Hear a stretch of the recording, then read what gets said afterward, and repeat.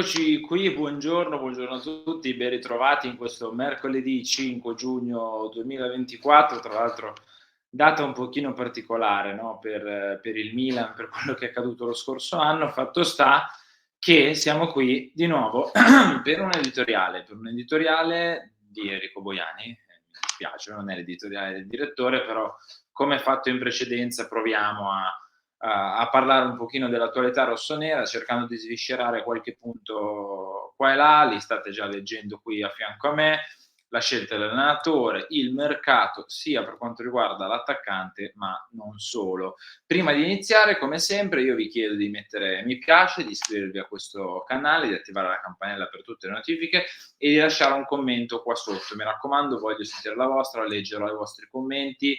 Cercate sempre, ve lo chiedo, di avere rispetto e educazione in quello che scrivete. Potete benissimo scrivere tutto quello che volete, tutto quello che preferite, l'importante è non eccedere nell'insulto, nelle critiche pesanti, insomma, solite cose. Le opinioni sono liberissime, però cercate di mantenere comunque un po' di buon senso e di buon costume qua sotto nei commenti. Partiamo da un tema che ancora non ha trovato ufficialità, lo sappiamo, però l'ufficiosità di fatto praticamente c'è, che è quella della scelta dell'allenatore, ovvero di Paulo Fonseca, che sarà il prossimo allenatore del Milan. Ora, ne abbiamo parlato tanto nei mesi scorsi, nelle settimane scorse di questo tema. Il mio scorso editoriale, tra l'altro, era verteva nell'ultimo punto proprio su Fonseca con Seisao. Alla fine è stato Fonseca, e questa è la scelta del Milan. Innanzitutto io mi auguro che il Milan vada dritto con la sua scelta, difenda la sua scelta, salvo ovviamente capitomboli clamorosi che possono far ribaltare tutto, un po' come era successo, no? Con la scelta di Giampaolo dopo poche giornate. Però comunque è una scelta, ditemi voi, forte, è una scelta folle, ditemi voi quello che ne pensate. Io rimango sul chi va là, sull'attenti, con la speranza che ovviamente che Fonseca possa fare molto bene, possa portare il Milan a un altro livello rispetto a Stefano Pioli. È stato detto una scelta in continuità, una scelta che non va a scardinare troppo quelli che erano gli equilibri, e io non so onestamente se sia un bene o un male, perché sicuramente può essere un bene se si reputa questa squadra già a un super livello, a un ottimo livello, su cui devi, diciamo, limare e devi puntellare, non se si considera una squadra magari che debba migliorare tanto, perché altrimenti la scelta diventa folle. Si poteva provare a fare un salto in più dal punto di vista dell'allenatore, si poteva rischiare magari qualcosina in più, però il tempo ci dirà se sarà stata una scelta appunto folle o una scelta forte, una scelta che ti può portare una sorta di coniglio dal cilindro, perché magari va bene al netto del fatto che tutti pensassero che non potesse andare così, oppure è una scelta appunto azzardata, scellerata, che costerà magari tanti punti, tante partite al Milan. La rabbia, che poi magari appunto scemerà, però la rabbia, il disappunto dei tifosi e anche il mio è relativo soprattutto al fatto che è una scelta un pochino azzardata se valutiamo le alternative disponibili, perché Conte va al Napoli, non sta andando in Premier League a ingaggi monstre con promesse di un mercato pazzo, non sta tornando magari alla Juve, che poteva essere un suo pallino, anche sia per la fede che ha, sia perché comunque la Juve è sempre stata legata ad Antonio Conte. Cioè sta andando al Napoli. Ha aspettato fino all'ultimo per andare al Napoli proprio perché aspettava il Milan, e quindi questo ti fa storcere il naso da un lato. Dall'altro c'è un De Zerbi che resta fermo, o comunque che probabilmente resterà fermo, che è libero, che è stato libero, che magari poteva essere anche una scelta un pochino più non lo so, interessante dal punto di vista della programmazione, del progetto. Ecco, si è scelta forse la via un pochino più semplice con Fonseca, e credo che il disappunto derivi anche dalle opzioni, perché è ovvio che se il Milan cambia allenatore e Fonseca, o magari con Seisao, non lo so, sono tra i migliori a disposizione, la scelta di Fonseca può avere anche un senso. Le cose cambiano se le alternative che avevi sul tavolo, che potevi avere sul tavolo e che magari non hai approfondito, che magari non hai voluto approfondire, non hai voluto contattare, eccetera, eccetera, sono di un altro tipo. È quello secondo me che pone tanti dubbi, tante domande, tante anche preoccupazioni da parte dei tifosi, che sono sacrosante per quanto mi riguarda, le ho anch'io da tanti punti di vista, quindi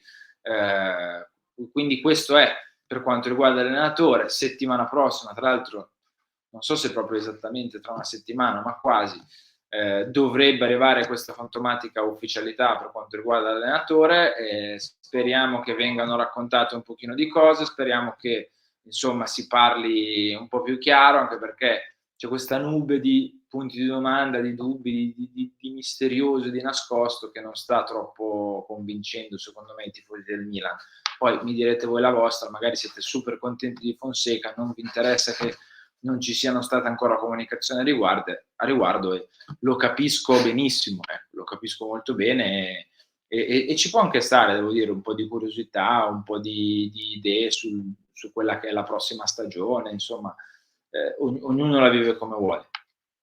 A Fonseca però si collega, direi, il secondo punto, che è quello del mercato, colpo di nome e di fatto, perché per un semplice motivo: l'entusiasmo dei tifosi, proprio per i motivi che vi dicevo in precedenza, non è che sia alle stelle, diciamocelo chiaramente, l'entusiasmo dei tifosi non è a livelli mastodontici in questo periodo qua, anche perché l'Inter ripartirà e proseguirà con i rinnovi di Lautaro, di Barella, e quindi rimarrà sempre la squadra da battere. Il Napoli trova Conte e con una cessione di uno tra Osimhen e Kvaratskhelia, o forse tutti e due, rischia di avere veramente carta bianca per costruire una squadra a sua immagine e somiglianza. La Juventus prende Thiago Motta, che era un altro allenatore che ai tifosi del Milan poteva interessare e piacere, per quanto fatto vedere da appunto lo stesso Thiago Motta con il Bologna, e quindi l'entusiasmo è quello che è. Serve quindi un colpo, ma non un colpo, non l'attaccante per riempire la casella perché non ti gioca più Giroud, è andato via ai Los Angeles FC. Serve un colpo anche mediatico, ma non perché bisogna esultare d'estate, bisogna festeggiare, perché non è questo il punto. Milan non è mai stato questo e non lo sarà ancora, mi auguro. Serve un colpo perché gli umori comunque influenzano un pochino l'inizio delle stagioni, l'andamento iniziale della stagione. Poi il campo ribalta tutto e lo sappiamo. Però fare un colpo anche un pochino ad effetto e di nome in questa sessione qua è importante, perché risolleverebbe secondo me un pochino, parlo anche per me, di fiducia rispetto a quanto verrà fatto, non lo so, mi farebbe capire che non è tutto incalando, ma che comunque la volontà di avere una squadra competitiva, che poi può vincere o perdere, però la volontà di avere una squadra competitiva, la volontà di provare a mettere un colpo per dire e far capire magari anche le altre in Serie A, in Europa: guardate che ok che ho preso Fonseca per vari motivi, però ci sono anch'io. Secondo me diventa molto importante. Ecco, quindi il mio augurio è che il colpo arrivi in attacco, perché Giroud non c'è più, Jovic ci sono dei punti di domanda sul suo rinnovo. Va preso un attaccante, senza se, senza ma. Gli attaccanti forti costano, anche quelli meno forti, anche quelli un po' più in sordina, non è che te li regalano, quindi va preso un nome. Io non dico adesso che devi andare a prendere Haaland, ci mancherebbe altro, e non scherziamo nemmeno, però nemmeno che vai a pescare il Denke di turno dal Cercle Bruges.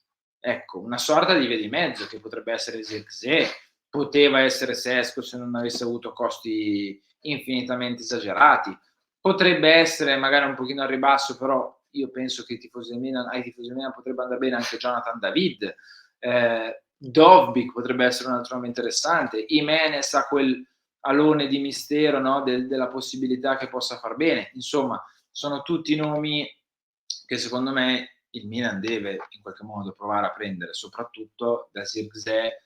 Non dico anche qui Gyökeres perché si esagererebbe, però quei nomi lì vanno sondati, vanno approfonditi, perché il tifoso del Milan ha bisogno un po' di ritrovare un po' di entusiasmo. perché, ripeto, gli umori influenzano, e quindi il mio augurio è che, ok, tornando al punto iniziale, che sia andato su Fonseca con tante critiche da parte dell'ambiente, perché le alternative, come vi dicevo, c'erano, ma controbilanci questa cosa con un nome a effetto e con un colpo a effetto, perché poi questo giocatore dovrà sostituire 17 gol e 9 assist di Olivier Giroud, e non stiamo parlando di bruscolini, no? Come si suol dire. Arriviamo all'ultimo punto, che è quello cioè del fatto e della domanda: basta l'attaccante? Ovviamente no, ma mi auguro che questa cosa sia abbastanza risaputa anche a casa Milan e a Milanello, perché non basterà prendere un attaccante. Il problema del Milan quest'anno non è stato l'attacco. Ok che c'era Giroud e i numeri di Giroud vanno sostituiti, l'esperienza di Giroud va sostituita, ma il problema del Milan è stato un altro. È stata una fase difensiva scellerata, perché non è possibile difendere con Ciao e Tomori, o chi per loro, Kier, Gabbia, chi sono, quasi in tre quarti avversari, a prendere sempre gli attaccanti che si abbassavano, lasciando liberi gli inserimenti delle mezzali e lasciando liberi gli esterni. Ma il Milan ha difeso molto male, e quindi il Milan innanzitutto dovrà sistemarsi difensivamente a livello di atteggiamento e a livello tattico. In aggiunta a questo, gli altri 2-3 nodi sono presto detti e chiamati. Il mediano, perché non so se vi siete resi conto, ma tutte le squadre migliori in Europa hanno un mediano. L'Arsenal con Rice, il City con Rodri, il Real Madrid con o Camavinga o Tchouaméni, l'Inter stessa con Cialanoglu, che lo sta facendo, non l'ha mai fatto in carriera ma ha imparato a farlo e lo sta facendo il mediano, anche se non è mai stato un mediano, ma sta facendo il mediano. Cioè un giocatore che abbia quei compiti lì e con quelle caratteristiche lì ormai ce l'hanno tutte le migliori squadre d'Europa, e tutte giocano con un giocatore con quelle caratteristiche. Il Chelsea va a prendere Moises Caicedo a 100 e passa milioni, è una follia, sono d'accordo con voi, però comunque un giocatore con quelle caratteristiche lì. Li stanno cercando un po' in tanti quei giocatori lì. Il Liverpool, che all'ultimo giorno del mercato, negli ultimi giorni, deve andare a prendere Endo, no? E anche lui è stato un giocatore con quelle caratteristiche lì. Quindi Fofana o non Fofana, anche qui i nomi magari si possono fare un po' meno, anche se Fofana potrebbe essere un nome interessante, anche per l'esperienza che ha, vi direi. Un giocatore con quelle caratteristiche a centrocampo va preso. Io non so cosa farà Benasser, però un mediano, un giocatore con caratteristiche spiccatamente difensive va assolutamente comprato. Questo, insieme a una fase difensiva, un modo di difendere un po' diverso, secondo me può dare una grandissima mano al Milan. Però deve avere la volontà di farlo, ci mancherebbe altro. E poi, dulcis in fundo, c'è la questione difesa, soprattutto nel ruolo del terzino destro, che sembra essere uno dei pallini anche qui di Fonseca, e nel senso sono d'accordo, perché il terzino destro, per quanto mi riguarda, non è a livello degli altri ruoli in questo momento, e non me ne voglia Davide Calabria, a cui vogliamo un gran bene, però penso sia stato sotto gli occhi di tutti quest'anno il livello di Calabria leggermente più basso. Poi gli altri hanno avuto alti e bassi, magari lui è stato un po' più lineare nelle prestazioni, però il livello è un po' quello che è. Davide Calabria può assolutamente giocare nel Milan, può essere un membro della rosa del Milan, non sto dicendo questo, può essere un ottimo gregario, ma ha bisogno di un ricambio, e forse ha bisogno di essere appunto un gregario. Perché forse potrebbe anche dare meglio, dare molto di più di quello che sta dando adesso, giocando tanto e essendo ogni tanto in affanno. Ecco, questo è quello che penso. Chiudo con la questione esperienza. È imprescindibile mettere quest'anno nella rosa dei giocatori con un po' di esperienza, lo sapete, ve l'ho detto 1000 volte, perché è una cosa che vai a perdere con la perdita, scusate la ripetizione, Giroud e Kier. Ed è inevitabile che tu vada a sostituirla questa cosa, perché il Real Madrid, che perde Kroos ma tiene Modric, e tutte le altre squadre top club europei, questa cosa ce l'hanno sempre in squadra quando vanno a competere a certi livelli. Guardate anche il Borussia Dortmund, con Hummels, con Royce stesso, con giocatori che comunque di esperienza ne hanno, oltre ai giovani terribili, ai giovani talenti che sono poi il cuore, no, della squadra perché hanno freschezza, hanno entusiasmo, però l'esperienza non può essere trascurata. Cioè, un altro punto fondamentale di questo mercato, che ripeto, io aspetto di vedere come sarà, non mi sembra nemmeno troppo impossibile, al netto che non conosco le certe dinamiche, le dinamiche, però non mi sembra nemmeno troppo impossibile andare a colmare questi buchi che hai, nel senso che l'attaccante lo devi prendere e ti costa, ma lo sappiamo. Il mediano in qualche modo, secondo me, anche attraverso le cessioni lo puoi fare. Potresti aggrapparti a dei prestiti, perché no, che non facciamo da un po' di tempo, e i giocatori di esperienza, forse è lì che devi fare un pochino un sacrificio, però anche quelli necessari. Non apro il capitolo delle cessioni di big, giocatori che potrebbero andare via, perché non ho voglia, nel senso che mi piacerebbe rimanessero tutti, B perché magari, che ne so, lo affronteremo quando si ripresenterà in maniera più massiccia, mi auguro di no, però lo affronteremo magari in un altro episodio, se dovessi farlo. Ragazzi, siamo arrivati alla fine, questo quarto d'ora con voi, spero di essere stato, insomma, di vostro gradimento. In caso mettete mi piace, commentate, perché leggerò i commenti sempre con rispetto, educazione, con la vostra opinione, semplicemente. Potete anche pensarla completamente diverso da me, però abbiate rispetto, è bello chiacchierare di calcio. Io vi aspetto al prossimo video, vi do appuntamento con gli altri video di oggi. Tra pochissimo arriverà appunto Obbligo di riscatto, vi torneremo a parlare di mercato, e poi via via tutte le dirette e gli altri appuntamenti della giornata. Ciao!